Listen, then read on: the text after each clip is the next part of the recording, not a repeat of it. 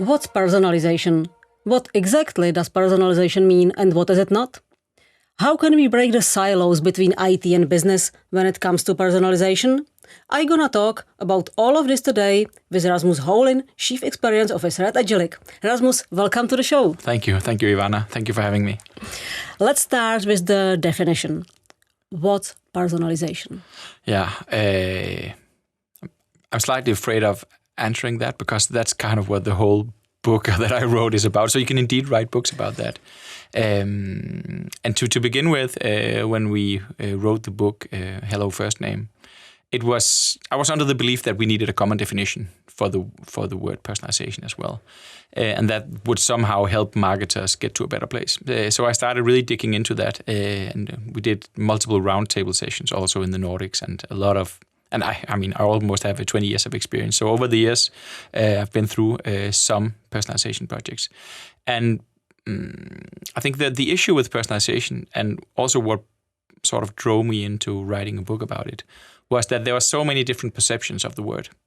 So many people are using the word, but they're meaning different things. So some are talking about product recommendations, some are talking about hello first name, salutation personalization in direct mails, and some are talking about marketing automation, some are talking about personalized campaigns and so on. So there are so many different versions of it, and really the definition of it, and if you think about like a real sort of academic written description, is it's very, very broad.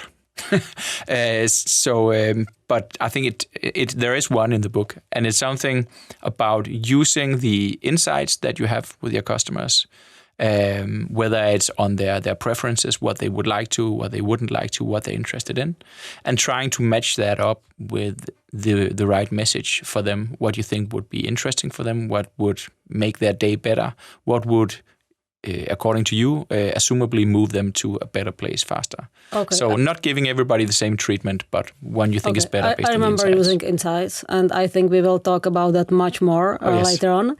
So what is personalization not about?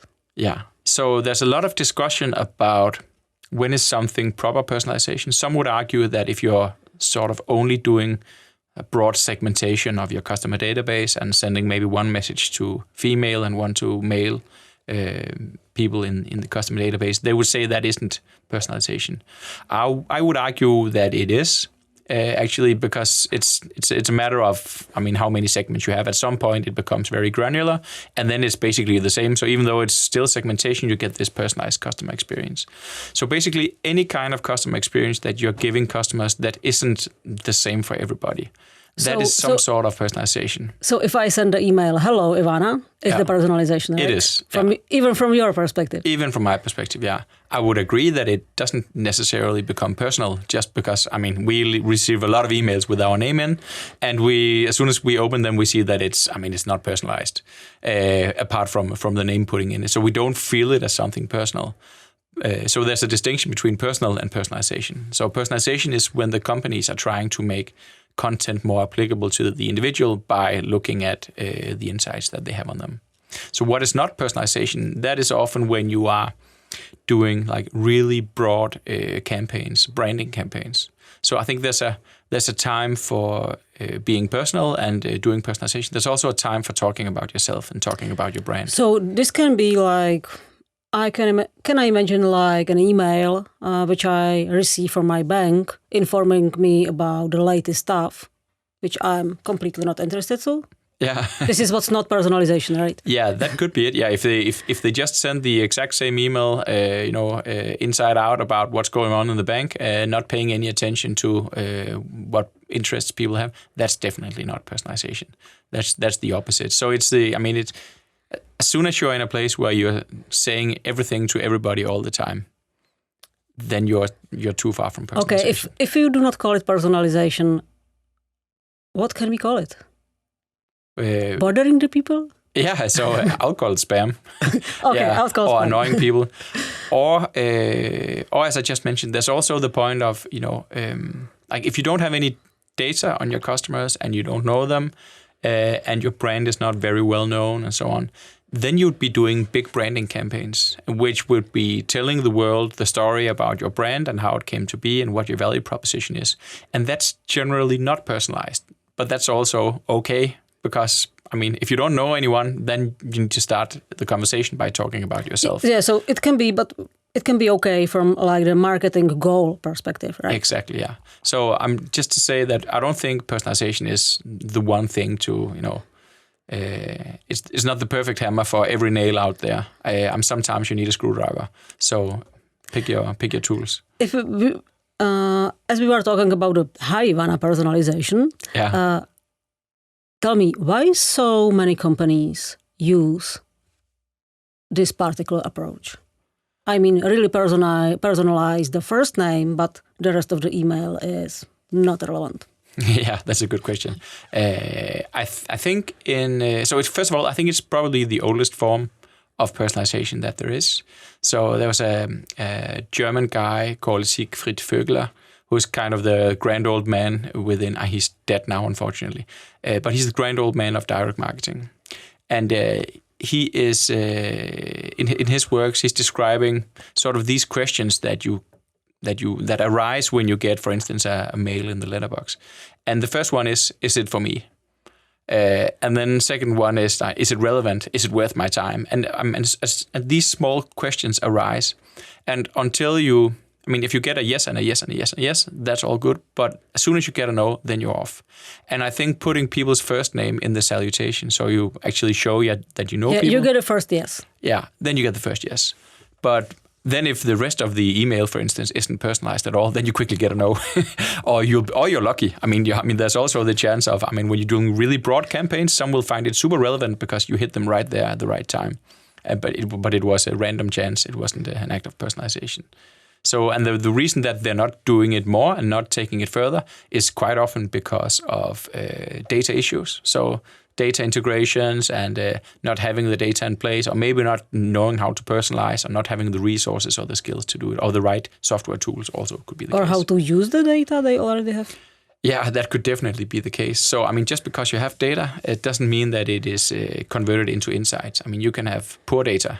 So if you have data issues, data quality issues, if you don't have enough data, if you have the wrong data, and if you're not able to interpret the data, then, those could be challenges that you need to solve. Okay, before we get to your favorite topic, to the bow tie in the terms of personalization, just stay for a while with the data. Mm-hmm. What should be the framework that a business should cooperate with IT or another department having the data to really be able to do the proper personalization from your perspective? I think it has to start with looking into which sort of personalized use cases do you want to build for your company.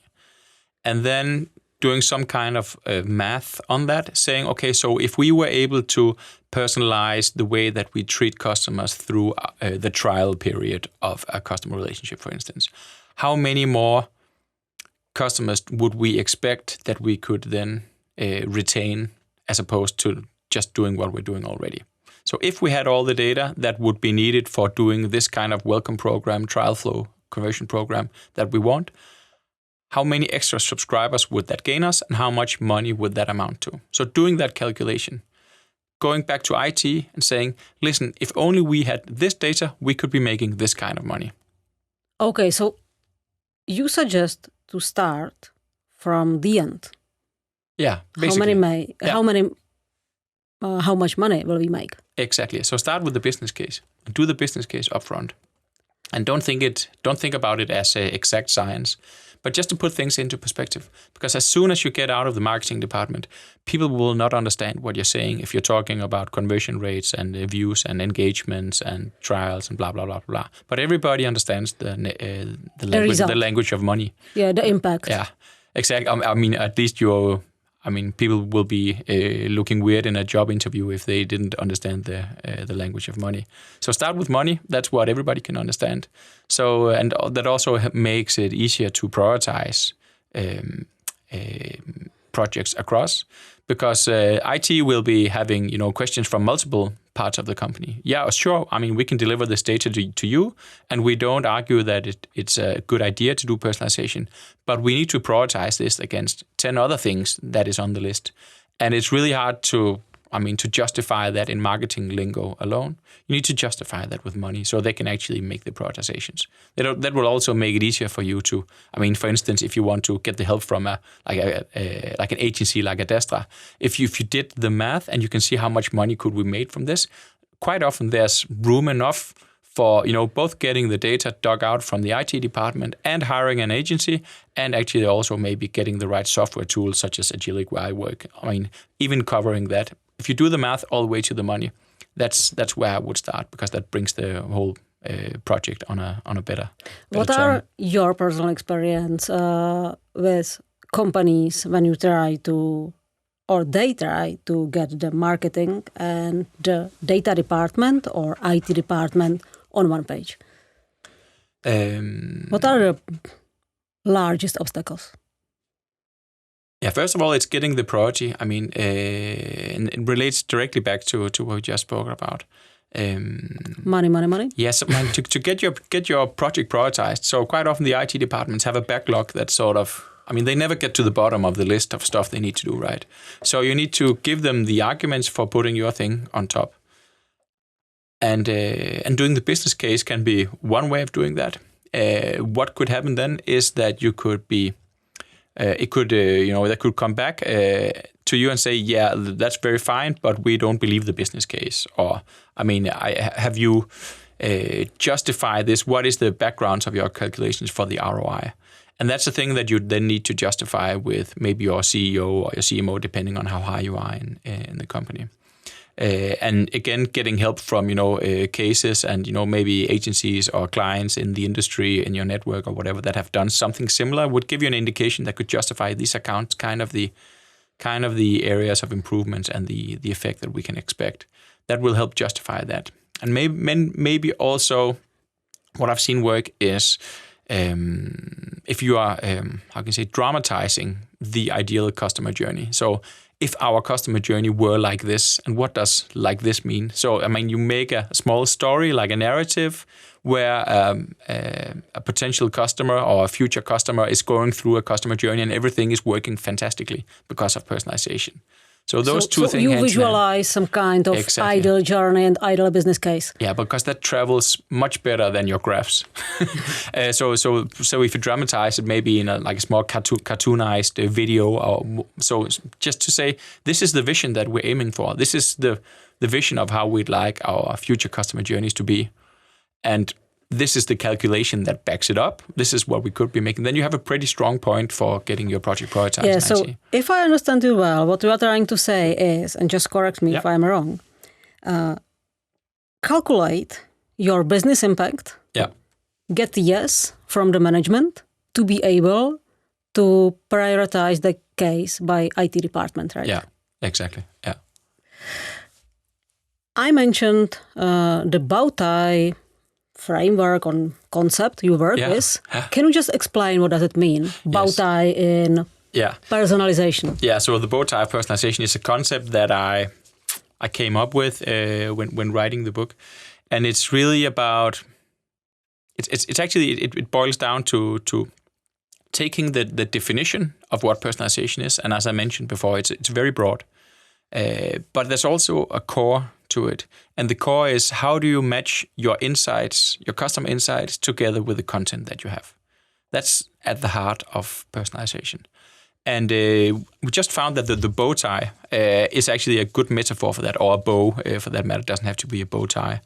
And the thing is that if you have your insights in one end and you have your content in the other end, then tying it together really is a beautiful metaphor for how you should make how you could personalize each moment of truth within a customer journey. And so the bow tie is, it's two ends. You have the insights in one end and you have the content in the other.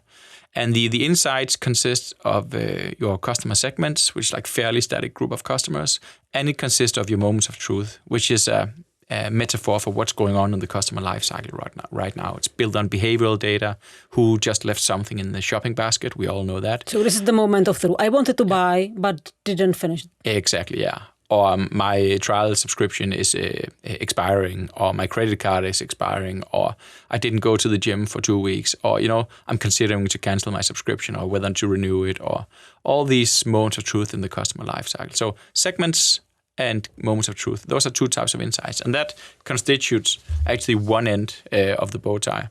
Whereas the other end, that would be your content. And quite often, I think the content side is neglected because we have so many issues with getting the data right. And it's not until you have the data right that you realize, okay, wow, we have nothing to say, or we don't have any content, or we don't know how to do the match, which is actually a metaphor for tying the knot in the bow tie.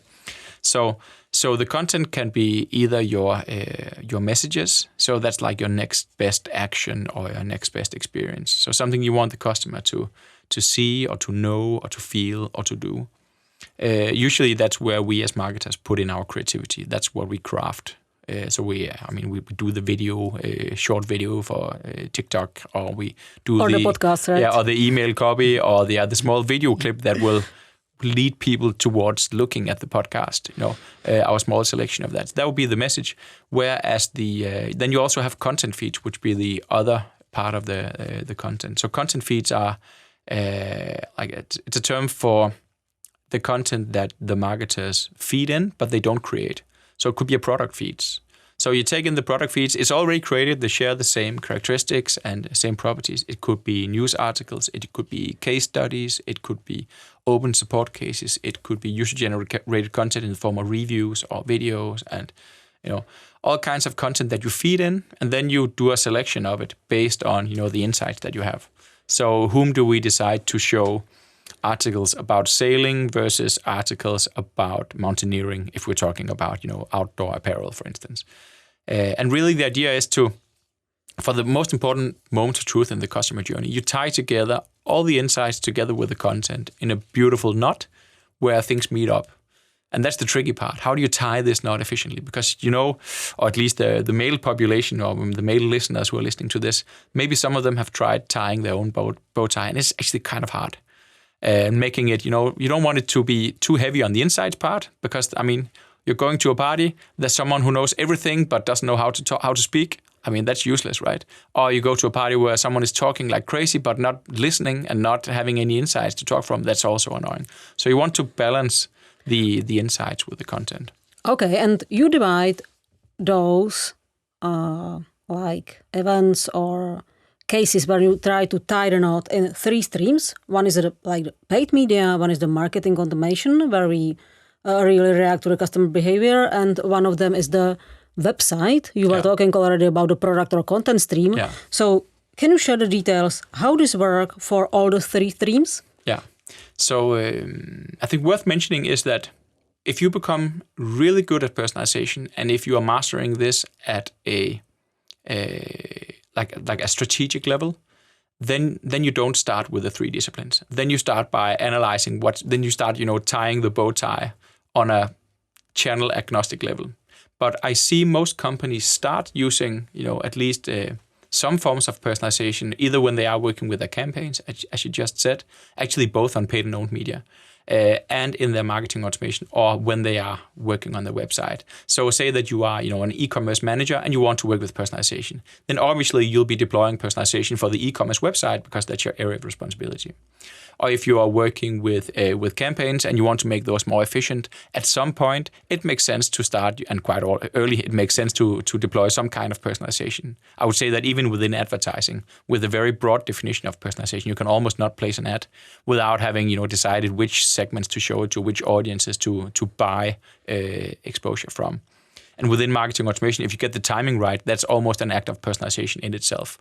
So those are the 3 disciplines, and that's where people normally start with their personalization efforts. And for website owners or e-commerce owners, it will quite often be product recommendation engines that you'll be deploying.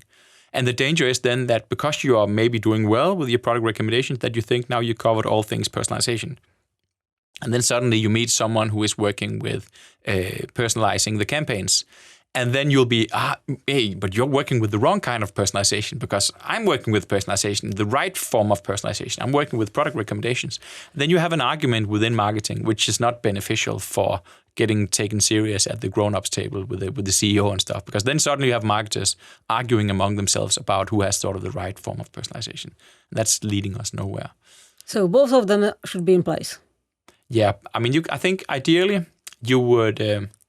in the ideal world, you get a buy-in from top management and you could approach things top-down. And you could do this on a general level once and for all that would then be deployed at an omnichannel level.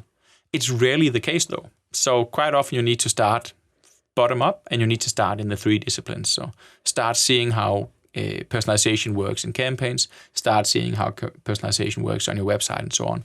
And then at some point, then they meet together. I mean, as soon as you become advanced enough, then you realize, we're working with the same segments in all 3 disciplines, and we're also working with the same messages. So why don't we combine this at an omnichannel level? Okay, on the other hand, if I'm able to do the personalization on my website, if I'm able to do some kind of personalization with my, for example, PPC ads, how do I effectively connect all the data? Because I want to identify those persons who take certain actions. Yeah. So luckily we've had a lot of help from the CDP category within MarTech. So a customer data platform. Yeah, right? so a customer data platform is definitely a way of unifying the way that you are collecting and connecting and cleansing your data. So mixing data from unknown web visitors and stitching that together as soon as someone becomes a known customer or visitor, stitching that together with their whole purchase history or whatever you had on them. So there's technology in place to help you do that. So that may be interesting, especially if you have a lot of unknown visitors. I mean, some clients don't have a lot of unknowns. They generally know all. Everybody is. If you have a login and that's persistent and everybody's logged in and you have a really big customer loyalty club, then maybe you don't need a big CDP, or maybe you do. That's up to you. So that's one way of putting that together. So that will help you steer sort of the segment, the insights part of the bow tie. And then what becomes tricky is then, tying it together with the content. And that's not quite as uniform yet as I think it will be. And that's what I think will happen in the future. We can maybe get back to that. So because then you actually need to tie one bow tie sort of for the website.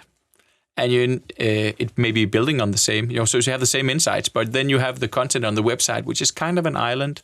And then you have the content that resides in your marketing automation and in your email newsletters and so on. That's another island of content. And then you have the content that resides in your advertising systems. So in Google and Meta and any other platforms that you have.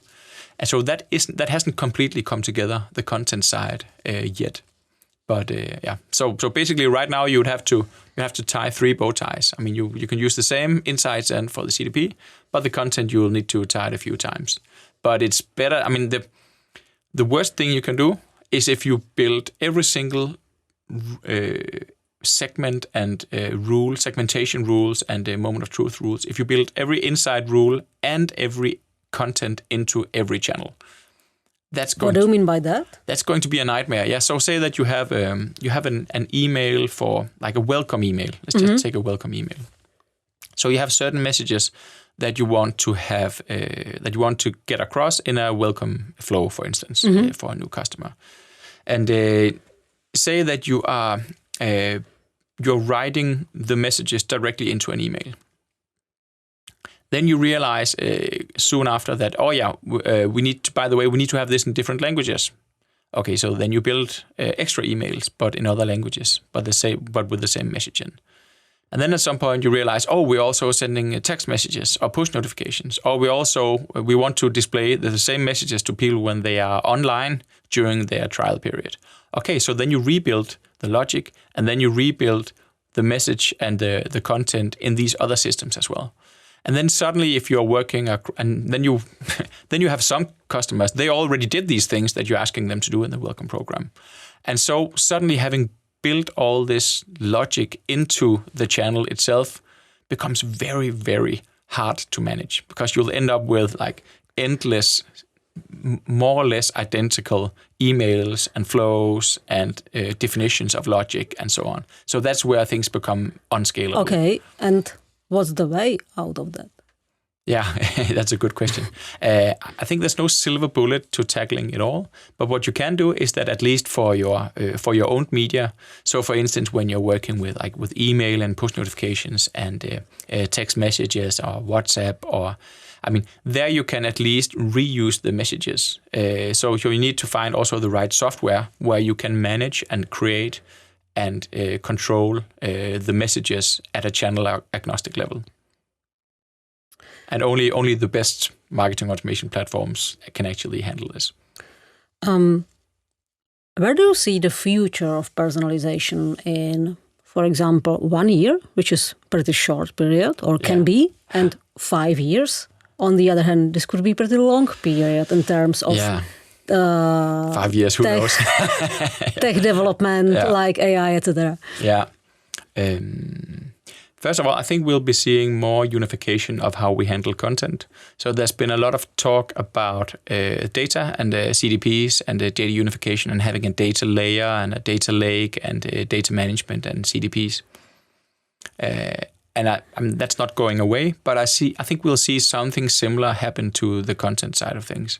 So you will be having a content layer with a content pipeline, and we'll be seeing different ways of creating what you could call master content and repurposing that into execution content, which is basically what you use for doing personalization. Can you give me some example of that? Yeah, so say that a content pipeline could be, so you're building all your basic assets, your master content. That could be your product descriptions, that could be your news articles or your how-to articles or your white papers or your case studies and whatever. That's content that you probably wouldn't personalize. You might localize it, like for different countries and different languages, but you wouldn't personalize it. You wouldn't have tens of variants of a case study for each individual end prospect. That probably wouldn't be the case. So the master content is what you use for localization, and you probably have that in a headless format somewhere, so you can surface that on your website or in your mobile app. But you don't personalize your master content. That's where you need to sort of go over the fence into what I call execution content. So that would be your calls to action. Those would be your next best experiences. Those would be your offers. Those would be your value propositions and so on, where you present things in different ways. And that's the content that you use for personalization, that you then repurpose into the different segment variants or potentially the individual variants using GenAI, or you repurpose it into different channel formats. So you have like the core message, but it's automatically or semi-automatically repurposed into, for instance, a text message or an email copy or an ad for that matter. And this is the future in 1 year or in 5? Yeah, that's a good question. I think this will probably take longer time. But I think it's going hand in hand with the development that we're seeing within GenAI. Because I think most companies have played around with GenAI as it is now. And you and I also had a conversation about this in the car here, that quite often it's easy to get, really impressed with, I can put in a few keywords and then suddenly I have a song, and there's a song and it's about whatever topics I put in there, and it comes really fast and it's fun, it's cute, and then you're like, okay, but can I use it for business really, or is it just fun? I mean, cute, but then what? Because quite often, AI can help you generate bad stuff really fast. And it is amazing how fast it can help you create stuff that you could almost use, but quite often you cannot use it. Because when you look into the copy and when you go sort of into the seams of things, then quite often the text and the copy that the Gen AI makes, it does sound a bit like stock photo looks, because that's what it's been trained upon. Everything the same. Yeah, so it's a bit iffy. And if you want to really make the Gen AI come up with something that's really good, then you need to be extremely good at prompting. And in order to be extremely good at prompting means that you basically need to be good at writing stuff yourself. So if you want to like have a really good photo, for instance, using Midjourney, you need to be. I mean, you can tell it to use all kinds of objectives and where the lighting comes from and which color scales use and blah blah blah. But in order for you to actually be able to do that prompt, you kind of need to be a photographer. So I'm not saying that there isn't any efficiency gains. You need to craft what you are trying to do before using GenAI. Exactly. Yeah. So it's yeah. So what does it mean? It's a big efficiency gain, but you still need the skills to do it. But what GenAI is really good for, though, is repurposing content. So say that you, for instance, it's also good for ideation. So you can say, okay, so we're trying to describe this kind of topic or whatever. What are the key points that we should address within this? Boom, boom, boom. ChatGPT will quickly give you an overview of that. And then making that content unique and making that come from humans. That's something where you can probably get some quick drafts using GenAI, but you'd need to repurpose it in order to really make it stand out and to make it unique. Something that doesn't look like a stock photo. And then you can definitely use GenAI to help you localize the content. You can even use it to, not only translate it, but really localize it. So if you have your product feeds, for instance, and you have, say that you have a description of, or you have a picture of like a set of cups, for instance, say that you're selling cups, and you want to localize that product description for use in Italy versus England or the UK, then you could be taking into account, local customs such as, okay, so this would be used for drinking tea in the UK, but the same set will be used for drinking coffee in Italy, for instance, because there's a different you have different cultures. So GenAI can definitely help produce those variants much faster. And for SEO purposes, I mean, text that no one is supposed to really read except machines, it's fantastic for that. But then when you come to the personalized stuff, then again, it can become a bit iffy because you don't want it to be off. You don't want like a small traffic accident in your emails where the text is a bit, weird or, we're not talking about self-driving cars where people get hit by a truck and die. I mean, we can live maybe, depending on how if you are about your brand, we can maybe live with an email that's a bit off.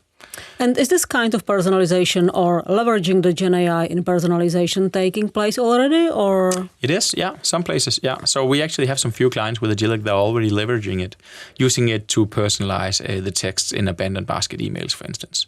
So looking into... And using GenAI. Exactly, yeah. So totally one-to-one personalization automated with GenAI. So depending on what product you left and who you are, it will generate a completely unique GenAI text or like description and subject line and whatever. But then we are maybe back to the data quality and data governance and how we deal with all this stuff, on the bottom line of the personalization, right? Yeah, obviously, so I think the data issues for handling abandoned basket emails is probably... that's probably doable. Most e-commerce companies have figured that out right now. So I think from this particular example, I think it's more a question of how you work as a brand and whether you can tolerate this sort of loss of brand control, because you cannot oversee every single individual email that goes out. So can you tolerate? Can your brand take the potential damage? So how strong you are as a brand? Yeah. Is that the right question? How strong you want to enforce brand guidelines and policies. Because really what you need to do is you need one AI to create all the different variants, but then you need another AI to govern that. So you're working with AI agents. Mm-hmm. So you'll not be overlooking all content, but an AI agent will. So can you train your AI agent, your brand police agent, well enough for you to trust that the agent is doing as good as you can? And I think it's already happening, and I think that's where we will get, because mistakes happen in the real world as well. I mean, we as people. I think actually with the title of the book, "Hello First Name," refers to that, because we all tried receiving an email where it said "Hello First Name," because humans also get it wrong once in a while. So, which tools, data sets, or softwares do we need to use to be able to achieve such kind of personalization? I think we already touched upon CDPs. So a CDP is definitely good for making sure that you can unify the access to data and you have one place to ask for a single customer record, for instance, or a single customer view. And then you probably also need some kind of a data warehouse, a data lake, where you store like every single piece of data that you ever collected. So imagine the customer data warehouse being the hard disk and the CDP being the RAM, where you can quickly access whatever data so you need. So you still need stream it. some company like Agillic to provide a customer data platform, and you need some kind of adjuster business to deal with all the data issues, right? You cannot do that without one or another part of that. Quite often you need an agency as well. So Agillic is a marketing automation platform, and obviously it's the world's best. But I mean, especially for the ones who use it and who love it. So that's really, Agillic is very much about tying the bow tie for all outbound owned media channels. So it's for me at least, it's a very good choice for how you combine and reuse and have very high efficiency when you're operating with the complexity of multi-domain, multi-brand, multi-language, multi-channel communications, and you want to set that up in an automated fashion. So in order to not, as we mentioned before, tie the bow tie in too many places, this is probably the one bow tie that is really, really good at tying it for outbound owned media.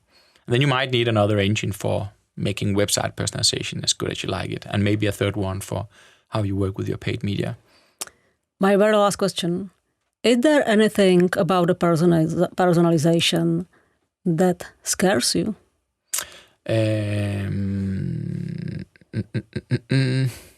Not really. I don't, depends. I think one of the perspectives that I see is, so we're going quite deep here, but at a personal level, and if you think about who you want to become as a human being, and then you ask yourself, is the marketing that I'm receiving, is that generally helping me become the better version of myself, or is it not? And it will probably be sometimes it is, sometimes it's not. Because, I mean, the big advertising platforms, they are trying to figure out what you're interested in, and they'll be giving you more of that. But if you are, say, in a situation where you are more inclined to, making the wrong choices, drink too much or smoke too much or gamble too much or whatever your poison is, then you could also see the digital advertising platforms actually enforcing that or making that happen even more. You'll be exposed to more of that stuff. So that can kind of scare me. And I think at some point consumers need to take back the power on how they are exposing themselves to digital channels and paid media. So for instance, how much are we really interested in using our phone, and how much are we in fact using it? How much doom scrolling are we doing on Instagram, watching videos that are just making us more and more dumb? That's not what we want, but yet we're still doing it. So that scares me a bit. How can we take back the power so we can, as individuals, harness the digital tools to make, how can we harness the digital ecosystem to become the better versions of ourselves that we want to be? That's where I would like to see personalization get to, but that's a thing that needs to come from the consumer side of things and not from the big tech companies, I think. This was Rasmus Houlin, Chief Experience Officer at Agillic. Rasmus, thank you for sharing your insight and coming to the interview. Yeah, thank you for having me. And Ivana Karhanová is signing off.